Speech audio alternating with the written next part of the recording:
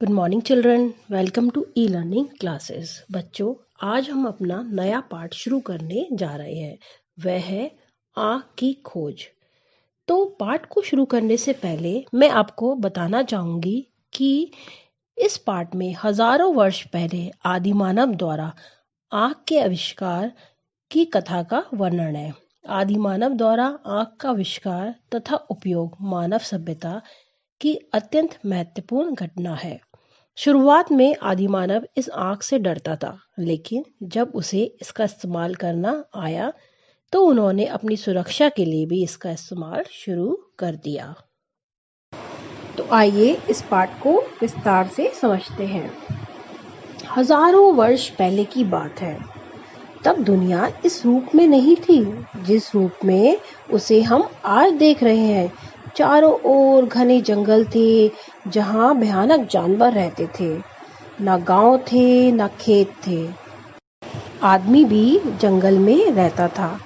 वह अपने भोजन की खोज में जंगलों में इधर उधर घूमा करता था। जानवरों का शिकार करता था और उनका कच्चा मांस खाता था। यानी पहले के समय में उस समय ना तो रहने के लिए घर थे, ना गांव थे, ना शहर थे। बस आदमी जंगलों में घूमा करते थे और जंगली जानवरों का शिकार करके उनका कच्चा मांस खाते थे। संयोग से उसे आँख का पता लग गया। संयोग से मतलब इत्तेफाक से, लकीली उनको आँख का पता लग गया। कैसे लगा देखिए। एक बार वह शिकार के लिए जा रहा था। उसके पास कोई हथियार न था। निशाना मारने के लिए उसने बड़े पत्थर के छोटे छोटे टुकड़े करना चाहा। पत्थर को पत्थर पर मारा, इससे चमक निकली तो उसकी समझ में कुछ नहीं आया। दूसरी बार फिर एक पत्थर को दूसरे पत्थर पर उसी तरह मारा। फिर वैसी ही लाल पीली चिंगारियां निकली। ये चिंगारियां नीचे पड़ी सूखी घास पर जा लगी। इससे घास जलने लगी। वह आदमी अचरज से देखने लगा। अचरज मतलब उसको बड़ी हैरानी होने लगी।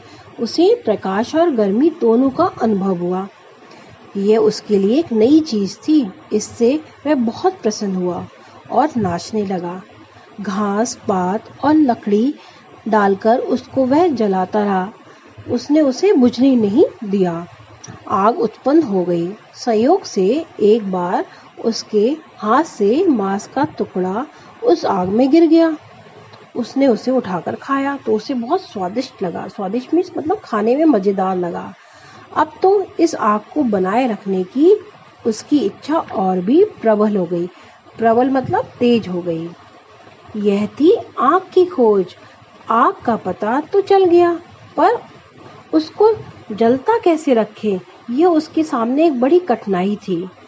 कहीं से एक पत्थर हाथ आ गया।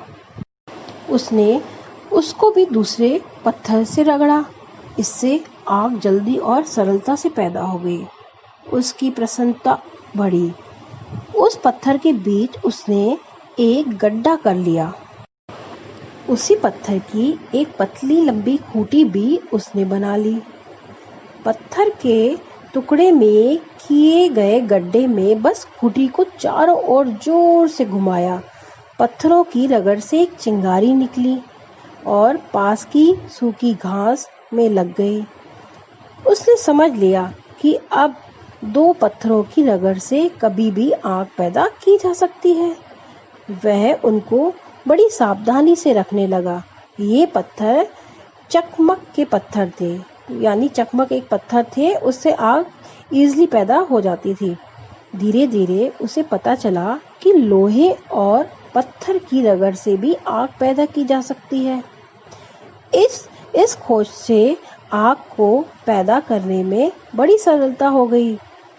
गांव वाले आज भी इस प्रयोग को काम में लाते हैं। अब वे सूत की डोरी को बांस की नली में डाले रखते हैं और चकमक पत्थर को लोहे के टुकड़े से रगड़कर आग पैदा कर लेते हैं।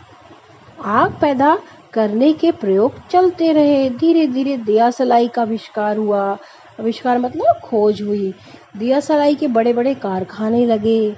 राजस्थान के कोटा नगर में भी दिया सलाई का एक कारखाना है।